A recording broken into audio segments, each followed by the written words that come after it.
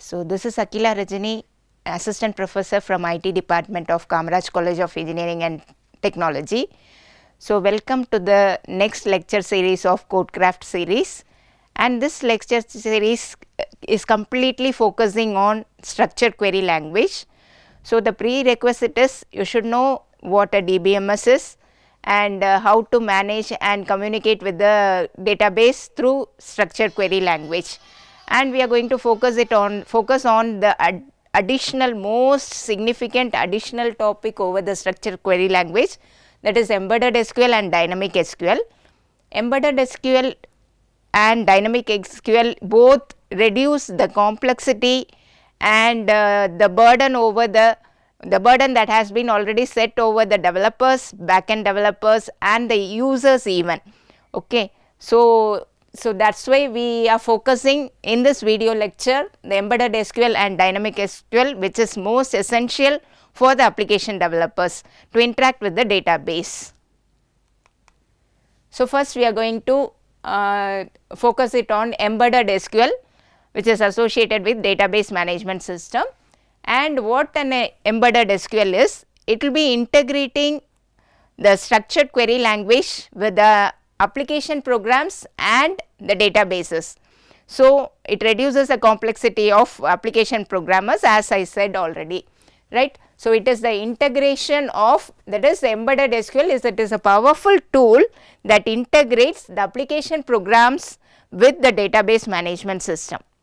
So such integration can be provided through embedding SQL over the application programs.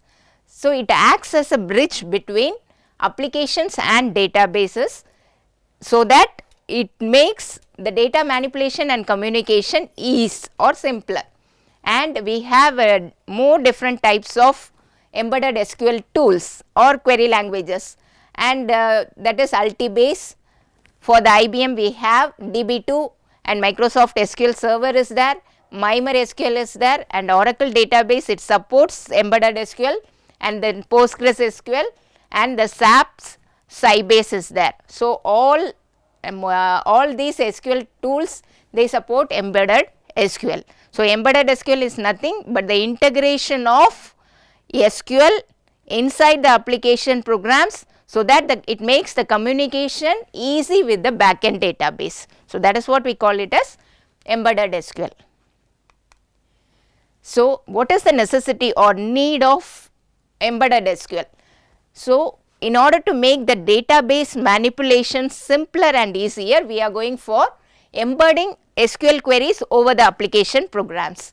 Next, it integrates SQL queries directly into the application code. So the application developers, they should be well versed in the host language, so that the backend database queries can be included within the application code, so that it can reduce the burden of application programmers, and it also makes very ease of use for the users even. So this is the necessity of using embedded SQL. So what is the structure of embedded SQL?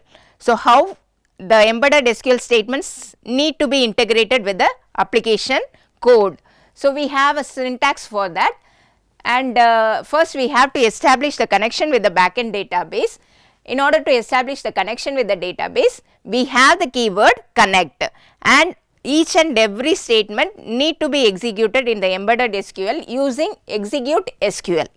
Okay, right. So we have to connect with the user that has all the database associated with your application. So for that you have to use the statement execute SQL connect, and the username need to be specified. So in order to embed your SQL statements over the application code, first you have to establish a connection with the user and the user that possesses the database of your application. Okay. So using the statement execute SQL connect username. Next, in order to work with your embedded SQL queries, you need to declare variables. So the variables associated with embedded SQLs, they can be of two different types. One is host variables and the other one is indicator variables. The normal temporary local variables associated with your application code, they are referred to as host variables, right. So these variables need to be declared in a declaration section that begins with begin declare and ends with end declare. So, all the embedded SQL statements starts with execute SQL, right. So, execute SQL begin declare section. So, the declaration statement starts here and then it is a normal declaration similar to other languages. So, you have to use the data type, then the variable, and the statement should be terminated by a semicolon. So, we have an example for that: integer register number, character name of 10, character address of 30, which implies 30 characters can be given for address and 10 characters can be given for the name variable. So, these three variables, say for example register number, name and address, they are referred to as host variables. So, the host variables in embedded SQL need to be declared in the declaration section, which starts with begin declare section and ends with end declare section, right, and it should be terminated by semicolon. So, this is host variable declaration in case of embedded SQL. When we go for indicator variable, what an indicator variable indicates is the variables associated with the SQL statements. Those variables are called as indicator variables. I have an example for you. Select name into name. So, this colon name indicates that it is an indicator variable.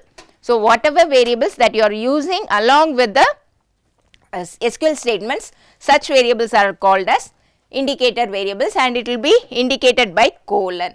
And next we have the execution section in the embedded SQL statements. In order to execute the SQL statements, you have to use the keyword execute SQL, then you can include the ordinary SQL statements. So, this is what the execution section deals with. Then we have the error handling section, that is exceptional handling. For that we have whenever keyword. So, we are going to use the keyword whenever in execute SQL, right. I have given 3 examples for that. Execute SQL whenever SQL warning, do display warning. What does it imply? So, whenever you are facing SQL warning statements, right, whenever you get warnings, automatically the function display warning will be included, invoked. So, display warning, it is a predefined user defined function and you are invoking that function whenever a warning has been occurred, and in order to invoke the function you are using another keyword do. Next, again whenever we are facing SQL error, you have to terminate the code. So, for that execute SQL whenever SQL error stop. So, this is another example and we have another example for you, execute SQL whenever not found. Say for example, if I am deleting a record from the SQL database and such records does not exist and I will be getting not found error. In such cases, I am branching the control of my application to some other code. So, using the keyword go to. So, go to label no records, right, there something else have been returned. So, this is branching. So, these are examples for error handling in case of embedded SQL. So, we have 4 different sections in embedded SQL programs. So, first one is connection. You have to establish a connection with the user in which the database exists, and then you have to go for declaration section. In embedded SQL we have 2 different types of variables, one is host or temporary variable and the other one is indicator variable associated with the SQL statements. Then we are going for the execution section where the SQL statements are executed. Finally, we have the exception handling. So, whenever we get SQL errors, what else need to be executed? So, this is the entire structure of embedded SQL. So, next, what are the benefits of using embedded SQL? In the embedded SQL, it simplifies the database communication because the entire code has been embedded in the application. So, the retrieval or the access of database content is only through the application code, right. So, it makes the user feel easy whenever they are accessing the database. And next application or next benefit regarding the embedded SQL is security and authorization. Whenever we go for using embedded SQL, the beginning section, it includes the connection with the user. So, the user, it is already secured and authorized to use the database. Only then we can proceed with the embedded SQL statements. Thus, implicitly it provides security and authorization. Then The next benefit associated with embedded SQL is integration of front end and back end. What is embedded SQL? Embedded SQL is nothing, it integrates application code and back end database. So, that is what integration of front end and back end. So, this is the major benefit when we go for using embedded SQL. Then we have a separate section for error handling, the errors will be prevented. So, we can do precautionary measures whenever we go for using embedded SQL. So, what are the limitations? So, though we have as many benefits, so when we go for using embedded SQL, we have few limitations in embedded SQL too. So, the first is whenever we are going to use embedded SQL in application program, the application developers should have a complete knowledge over the host language. Then it is a complex development model, right? Since we are incorporating the front end as well as back end together, it seems to be a complex development process. Then only limited number of SQL statements can be embedded in the application code, not all the SQL statements can be used. So, these are the limitations of using embedded SQL in any type of application code. Next, we are moving on to the dynamic database management system. So, what is dynamic data? Dynamic in the sense it works during the execution of application code. So, during the execution of application code, the database or the schemas can be created and the queries can be executed. So, dynamic SQL is nothing but it is the construction and execution of SQL statements during runtime. So, that is what we call it as dynamic SQL. So, again we have the structure of dynamic SQL for the in a different way, right. Again we have 4 different stages. First one is declaration of variable. So, there is a slight difference when we go for using embedded SQL and dynamic SQL. So, the difference here exists here as declare. We have to use the keyword declare and the variable should be preceded by the @ symbol at variable 1, then the data type. It is similar to the SQL statements, SQL data types. So, you can use that and it is separated by comma and I am using another variable at variable 2. Again both are of type character. Then, so this is how the variables are declared in dynamic SQL, and so you have to use the keyword declare for declaring the variables. Next we are going to assign values to the variables. So, what you have to do is you have to use the keyword set. Set variable equal to n, then the table name. Okay. So, n indicates that the preceding string is a Unicode string, right. For that we have used n, capital N. Okay. Then, so for declaration you have to use the keyword declare and for assigning you have to use the keyword set. That makes the difference, and for variables you have to use @ symbol, right. Next we are going to construct the SQL statements. What dynamic SQL deals with? It creates SQL statements dynamically, that is during runtime. So, using the keyword set, I am using the select statement and it is assigned to another variable, that is variable 2. So, set at variable 2 equal to n, it is Unicode string, select asterisk from the variable at variable 1, it holds a table name, a specific table name. Say for example, select asterisk from student. So, the entire statement will be stored in a variable 2. Okay, so, this is how we can construct SQL statements dynamically. Next, we have to execute the dynamically created SQL statement. For that, you have to call the module sp execute SQL.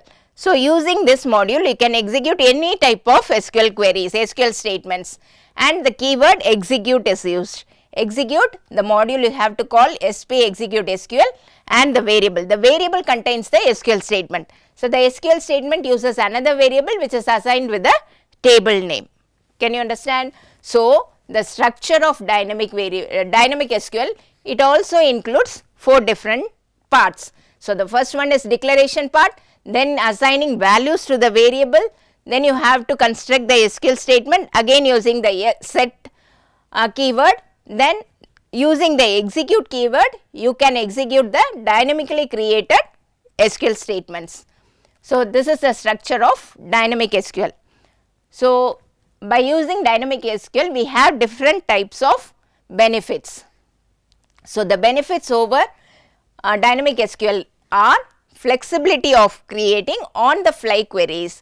So, you can decide a query whenever we are writing the application programs dynamically and it can be constructed. Okay. Then you can use even the user input. So, the user they feels very easy whenever they go for using applications developed through dynamic SQL, right. So, they are totally ignorant to the dynamic SQL or embedded SQL because they only use the front end application. Okay. So, everything has been embedded inside, right. So, it handles the user input since it is very easy to use variables. It works with dynamic schema. What does it imply? Even the schemas they can be dynamically created using dynamic SQL. So, these are the benefits associated with dynamic SQL. So, we have limitations too whenever we go for using dynamic SQLs. Since everything is embedded in the host language or everything is constructed dynamically, there are some performance issues. So, it takes so longer in order to execute the database queries. Since there are two steps, we are going to create the schemas and everything dynamically and it reflects over the database that physically exists. So, it takes longer time for its execution. So, we have performance issues and in case of dynamic SQL there is a flaw that we face security risk. So, for example, we have SQL injection. So, what is SQL injection? Injecting SQL statements using the front end application to act it over the back end database. So, that is what we call it as SQL injection. So, even the user if he is well versed with the backend database using queries, he can inject the SQL statements through the front end designed application. So, such SQL injection may even drop the database or drop the user that exists for your application. So, this is very severe attack that need to be focused in dynamic SQL. Then it is harder to debug since it is created dynamically, we cannot check where the bugs occur.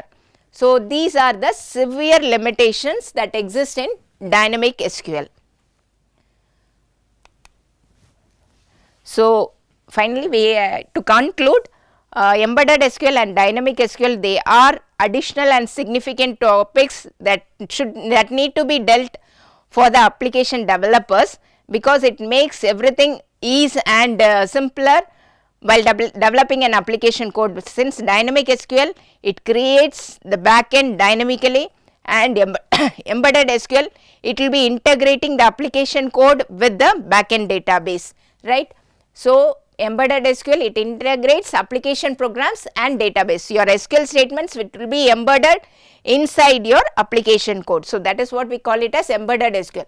And dynamic SQL, the creation of SQL schemas and everything user associated with SQL queries, everything can be created and executed dynamically, that is during runtime. So, these are the two important things that should be known to the host language programmers and developers that makes easy or reduces the burden of user, application developers and backend developers. Thank you for watching. Thank you.